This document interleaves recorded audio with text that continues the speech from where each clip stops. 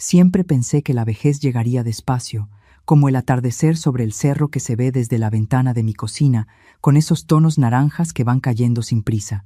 Nunca imaginé que la vejez llegaría de golpe, en forma de 3 pares de ojos que me miraban sin mirarme, sentados alrededor de mi propia mesa el día de Año Nuevo, con los platos todavía sucios del mole que yo misma había cocinado desde las 6 de la mañana.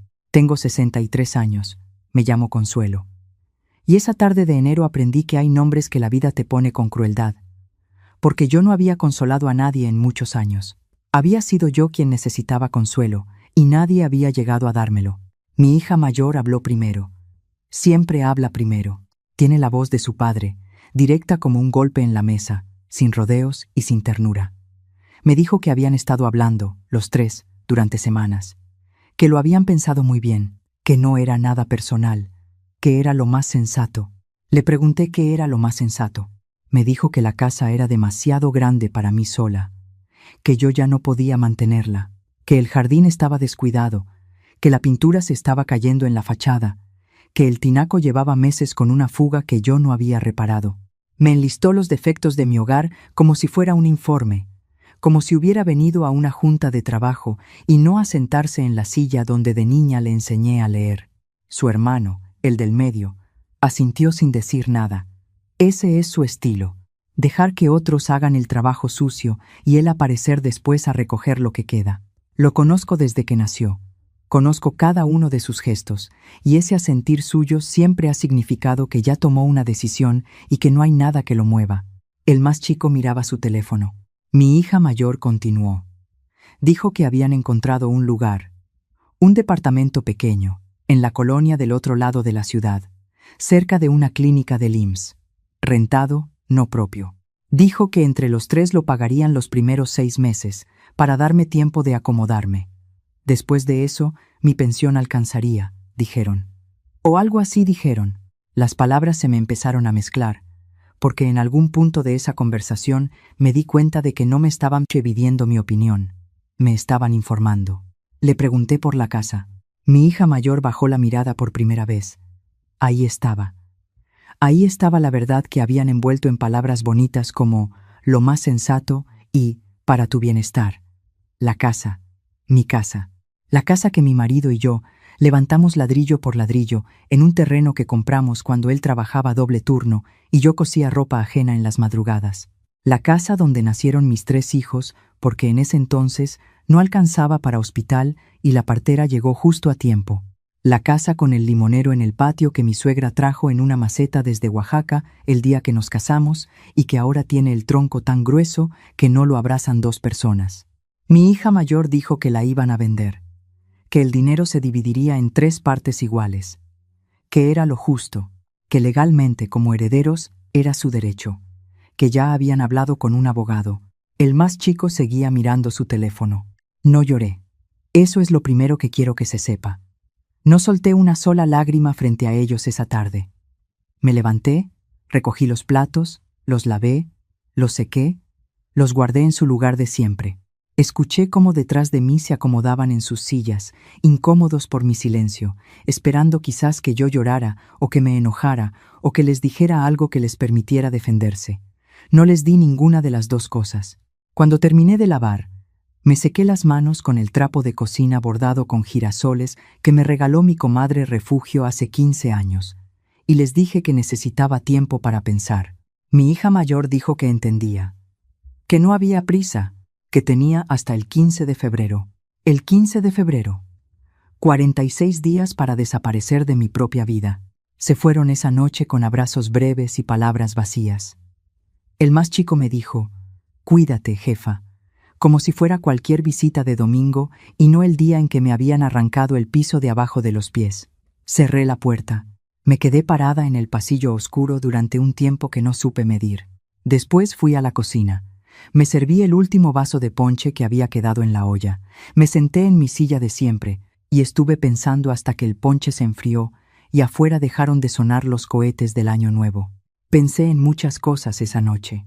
Pensé en mi marido, que murió hace 11 años de un infarto que le llegó sin avisar un martes por la mañana mientras tomaba café.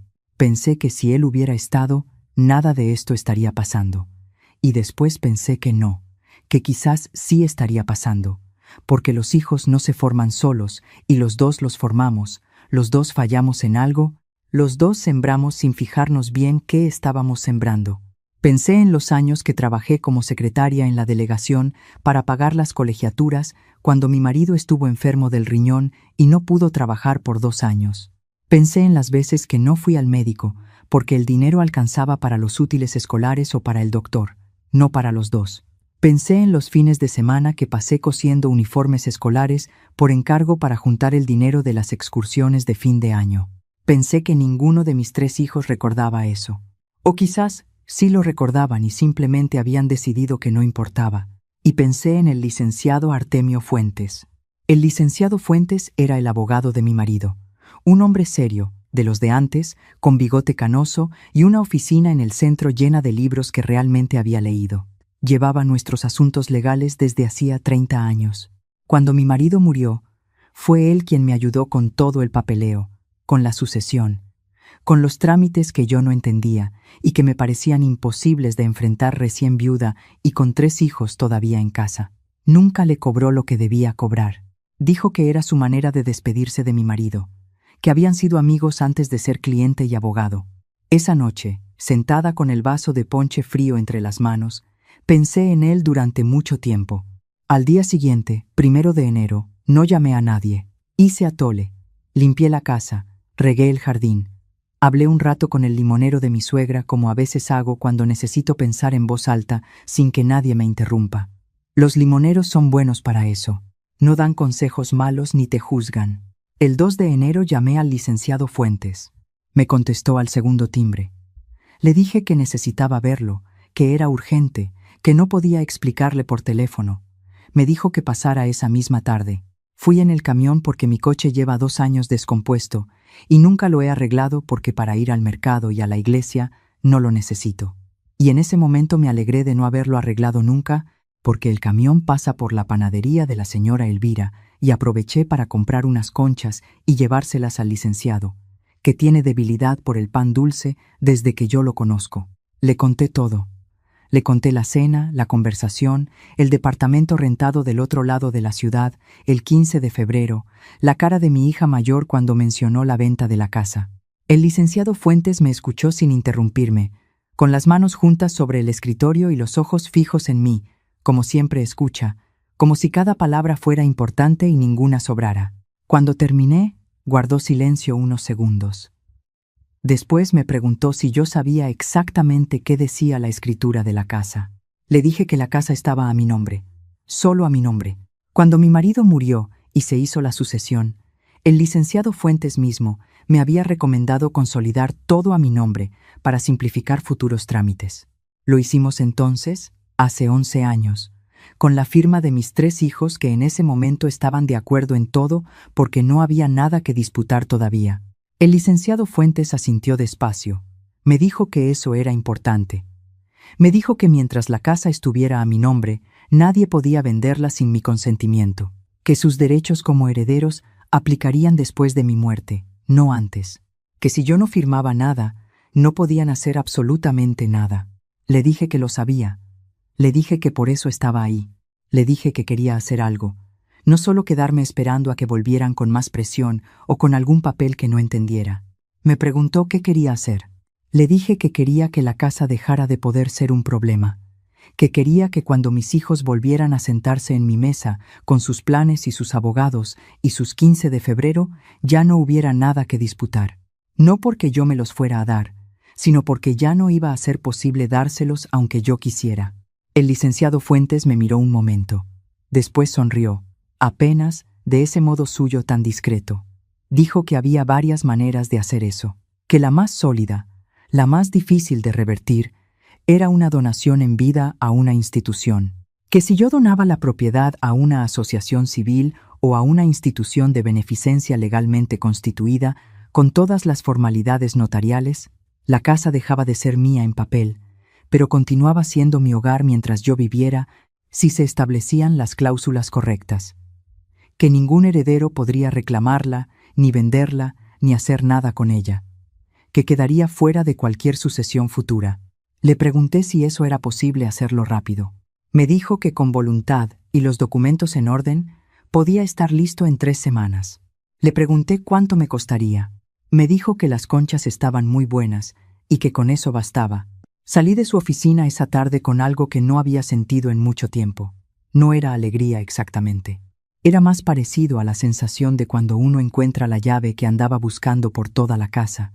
Una especie de alivio quieto, sin aspavientos. Durante los días siguientes hice mi vida normal.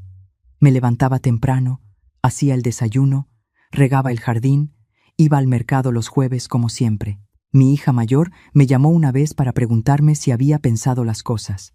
Le dije que sí, que estaba pensándolas. El del medio me mandó un mensaje que decía que si necesitaba ayuda con la mudanza, él podía conseguir una camioneta. No le respondí. El más chico no llamó, lo cual tampoco me sorprendió. Fui 3 veces más a ver al licenciado Fuentes. Firmé papeles. Hablé con el notario que él me recomendó, un hombre joven con lentes y una manera de explicar las cosas con mucha paciencia. Llevé escrituras, identificaciones, documentos que tenía guardados en una caja de zapatos encima del ropero desde hacía años.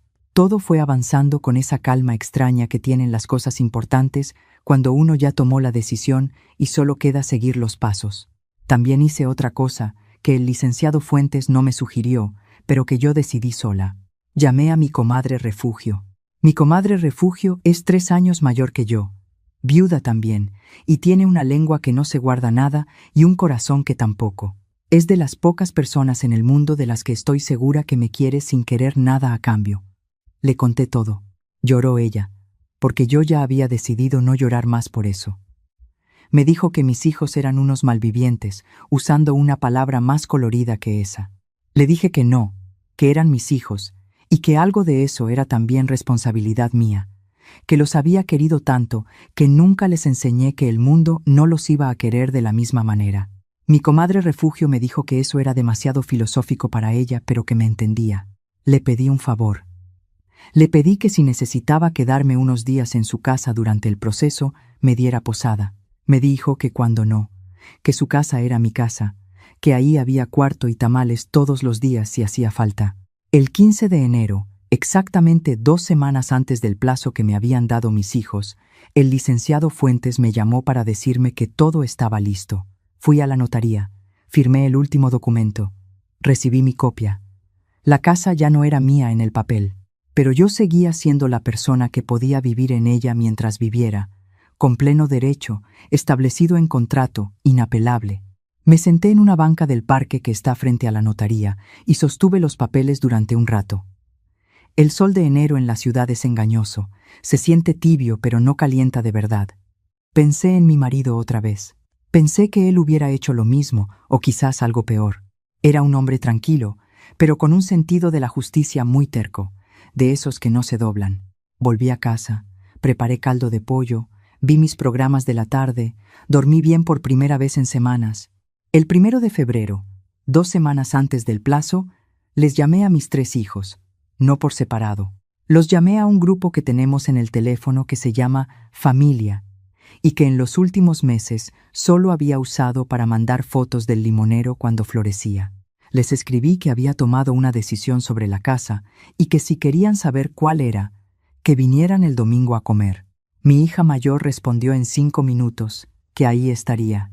El del medio dijo que bien. El más chico puso un pulgar arriba. Ese domingo cociné lo mismo que el año nuevo.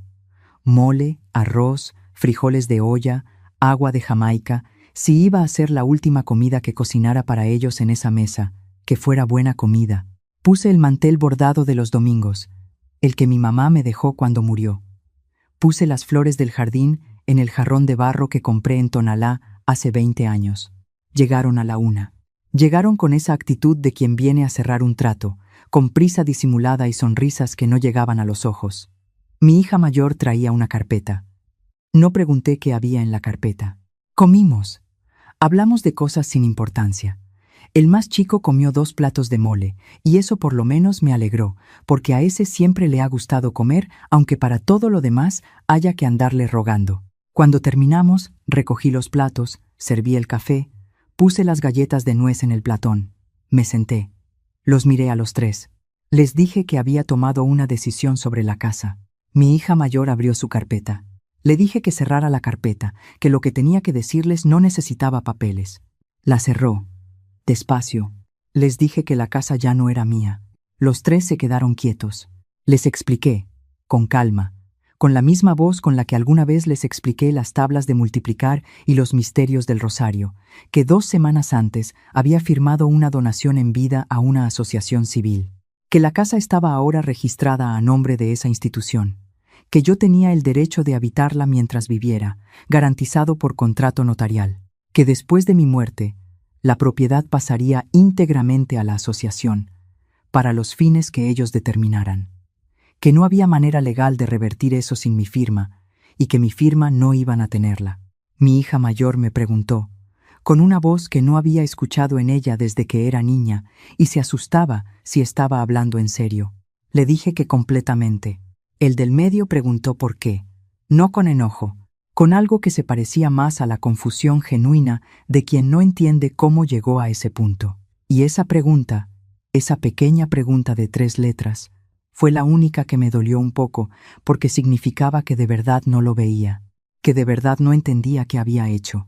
Le dije que porque el 1 de enero me sentaron en mi propia mesa, en la casa que su padre y yo levantamos con las manos, y me informaron que tenía hasta el 15 de febrero para desaparecer, que ninguno de los 3 me preguntó cómo me sentía, que ninguno me preguntó qué necesitaba, que ninguno dijo espera mamá, pensemos esto juntos, que tomaron una decisión sobre mi vida, sobre mi casa, sobre mis años que me quedan, como si yo fuera un mueble que ya no cabe en el cuarto nuevo. El más chico soltó el teléfono por primera vez en la tarde. Les dije que no los odiaba. Eso era importante decirlo y era verdad. Les dije que me dolía más de lo que podía explicar con palabras, pero que no los odiaba, porque odiar a mis hijos sería como odiar los años más importantes de mi vida. Y esos años, con todo y sus errores, habían sido míos y los guardaba. Pero les dije también que había cometido un error muy grande criándolos, que los había amado de una manera que no les enseñó a amar de vuelta, que les di todo sin pedirles nada, y que eso no fue generosidad, fue un error mío, fue confundir el amor con la entrega total, y esa confusión la habían pagado ellos sin saberlo, y ahora la estaba pagando yo. Mi hija mayor tenía los ojos brillantes. No dijo nada. Le dije que podían seguir viniendo a comer los domingos si querían, que la puerta no estaba cerrada, que el limonero seguiría ahí y el mole también, pero que las cosas entre nosotros tendrían que ser distintas o no tendrían caso ser, que yo no estaba dispuesta a pasar los años, que me quedaran sintiéndome un estorbo en mi propia vida, que a los 63 años todavía se puede empezar de nuevo, que yo lo iba a hacer de todas maneras, con ellos o sin ellos. Se fueron ese domingo con menos prisa que la vez anterior. Mi hija mayor me abrazó en la puerta, un abrazo largo, de los que no habíamos tenido en mucho tiempo. No dijo nada, no hacía falta. El del medio me dijo que lo pensaría. El más chico se llevó las galletas de nuez que quedaban envueltas en una servilleta, me besó en la mejilla y dijo que el mole estaba muy bueno. Para él, supe, eso era mucho. Me quedé parada en la puerta viendo cómo se iban, igual que cuando eran niños, y los veía irse a la escuela desde esa misma puerta, con sus mochilas y sus loncheras, tan ocupados en llegar a donde iban que no volteaban a verme. Siempre hubo algo en ese gesto suyo, ese no voltear, que me partía el corazón y que yo nunca les había dicho. Esa tarde sí lloré, pero fue distinto. No fue el llanto de alguien que pierde algo, fue más bien el llanto de alguien que finalmente puede soltar el peso que llevaba cargando tanto tiempo que ya no recordaba cómo se siente caminar sin él. Llamé a mi comadre Refugio para contarle. Se puso tan contenta que empezó a gritar, y tuve que alejar el teléfono del oído. Me dijo que era la mujer más valiente que conocía. Le dije que no era valentía, que era puro cansancio de tenerle miedo a mis propios hijos.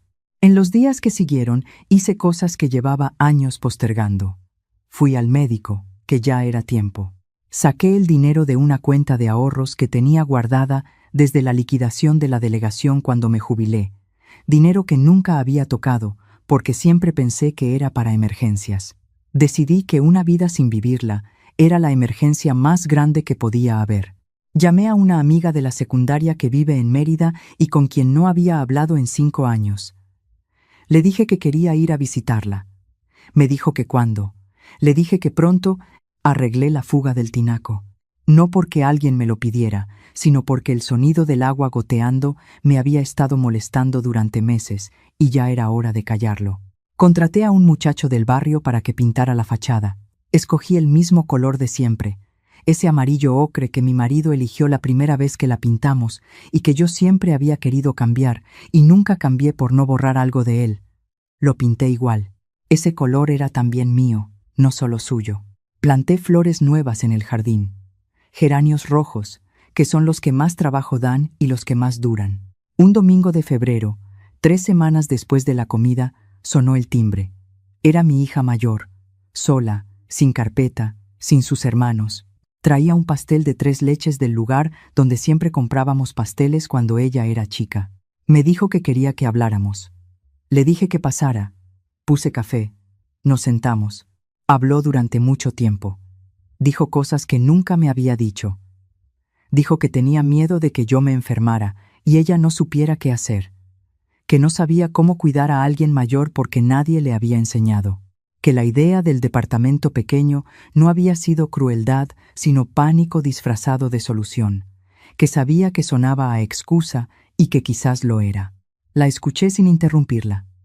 Cuando terminó, le dije que la entendía más de lo que creía, que el miedo hace cosas raras con las personas, que eso no lo hacía correcto, pero que sí lo hacía humano. Le dije que si quería aprender a cuidarme, podía empezar por preguntarme cómo estaba. No en mensajes de texto con un emoticón, de verdad, con tiempo y con atención. Me dijo que iba a intentarlo. Le serví más café. Comimos pastel. Me contó cosas de su trabajo, de sus problemas con el vecino del edificio, de un libro que estaba leyendo. Cosas normales. Cosas de hija. Estuvimos ahí hasta que oscureció afuera y las palomas del tejado se fueron a dormir y el limonero quedó negro contra el cielo de la noche. Cuando se fue, me quedé en el jardín un rato con una taza de té de manzanilla. El aire de febrero en la ciudad huele a tierra mojada y a humo, y a algo que no tiene nombre pero que es completamente familiar. Ese olor de siempre que uno no nota hasta que lo pierde, y después lo extraña en todos lados. Pensé que no sabía cómo iban a seguir las cosas con mis hijos. Que quizás el del medio llamaría, y quizás no. Que el más chico seguiría mandando pulgares arriba en el grupo familiar y apareciendo a comer cuando le quedara de paso. Que mi hija mayor volvería el domingo siguiente o quizás no por un tiempo. Que la vida con los hijos no es una historia que uno escribe de corrido, sino una que se va escribiendo con interrupciones y borrones y páginas que se pierden y que a veces aparecen años después en el cajón equivocado. Pero pensé también que yo seguía ahí, en mi casa, con mi limonero, con mis geranios recién plantados, con mi fachada color ocre, con mi taza de manzanilla, que 63 años no eran el final de nada. ¿Qué eran, si una quería verlos así? El inicio de algo para lo que toda la vida anterior había sido solo el ensayo. Que me faltaban cosas por hacer. Ir a Mérida a ver a mi amiga. Leer los libros que llevaban años en el librero sin abrirse. Aprender a hacer pan de elote como lo hacía mi mamá, que nunca me enseñó bien la receta y yo nunca le pregunté con suficiente atención.